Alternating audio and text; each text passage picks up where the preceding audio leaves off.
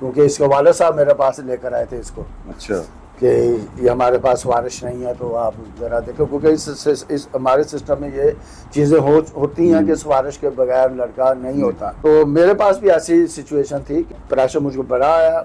मैंने कहा कि मैं तो इसको मानता ही नहीं हूँ प्रेशर को, मेरी सिफारिश किसी ने की नहीं है, मैं किसी की सिफारिश क्यों मानूँ।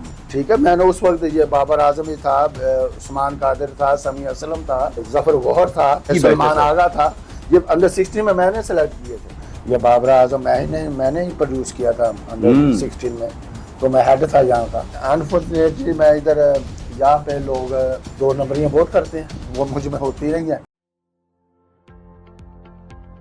अस्सलाम वालेकुम, नाज़रीन, रहमान चौधरी पाकिस्तान स्पोर्ट्स ब्यूरो में आप सब लोगों की खिदमत में हाजिर है। और आज के प्रोग्राम में हमारे साथ पाकिस्तान के लेजेंडरी क्रिकेटर अताउर रहमान साहब इस वक्त हमारे साथ मौजूद हैं। एकदम इतने अरूज पर सारी चीज़ें खेली देखी, उसके बाद एकदम मंजर आम से गायब हो गए। वो कहाँ चले गए थे आप? मुझे पता है कि मेरे साथ क्या हुआ है, लेकिन मैं उसके माजी में इतना जाना नहीं चाहता। जो पाकिस्तान में जो ये क्रिकेट के साथ जो हुआ है माजी में, तो ऐसे चीज़ें पाकिस्तान की क्रिकेट में नहीं होना चाहिए थी जो हुई हैं। तो मैंने यही हुआ कि मैंने बता दिया, सच बोल दिया कि ये पाकिस्तान टीम में हो रहा है, तो उसकी सलाह मुझे मिली। तो इस मुल्क में सच नहीं बोलना चाहिए था।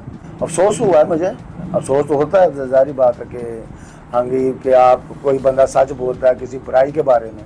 मेरा किसी के साथ कोई पर्सनली तो नहीं था कि मैं किसी के साथ पर्सनली कोई मेरी उसके साथ लागतबाजी थी या कोई ऐसी बात थी, नहीं। मेरे सब कुलीग भाई थे, मेरे मुझसे सब प्यार करते, लेकिन एक चीज़ जो बुरी थी वो मैंने बता दी थी। ठीक है, उसके असरात के ये भी हुए कि बाद में भी आपके प्लेयर उसमें पकड़े गए हैं, इन्वॉल्व हुए हैं। तो ये चीज़ें जब निकलती हैं ना, जब किसी बुराई को उस वक्त ना पकड़ा जाए ना, तो उसका रिज़ल्ट ये निकलता है कि वो पूरे माशरे में फैल जाती है। आपका अगर आपका ज़मीर है कि मैंने हराम खाना है, तो आप हराम खाओगे। आपका ज़मीर है ममानत करता है कि मैंने हलाल खाना, हराम नहीं खाना, मैंने हलाल खाना है, चाहे थोड़ा ही हो। तो वैसे हलाल जो होता है वो थोड़ा ही होता है हमेशा। अच्छा, जिन्होंने ये काम किया, जिन्होंने ये काम करवाया, जिनमें वसीम अकरम का भी नाम आपने लिया कि उनसे पूछा नहीं, मैंने नहीं नाम लिया, मैंने नाम किसी का नहीं लिया। जैसे कि उनकी रिपोर्ट में सब कुछ है, सिर्फ मुझ पर इम्प्लीमेंट हुआ है और या सलीम मलिक पे।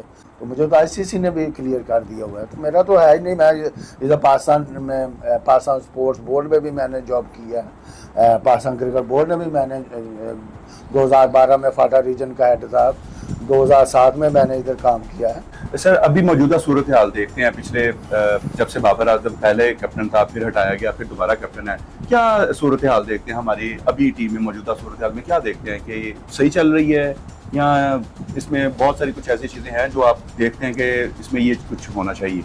हाँ, पिछले कई सालों से आप देख लें कि हमारे पास कोई टैलेंट नहीं आ रहा नया, और जिसकी वजह से हम स्ट्रगल कर रहे हैं। तो ये हमारा देखेंगे हम ना, हमारे पास डोमेस्टिक का स्ट्रक्चर हमारा इतना अच्छा है कि वहाँ से हम नए प्लेयर ले सकें।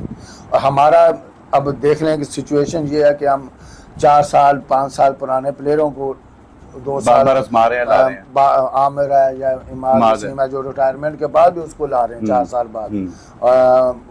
हसन अली है, वो 2 साल बाद वापस आ रहा है। तो इससे पता चला कि हमारी जो क्रिकेट है वो काफ़ी नीचे गई है।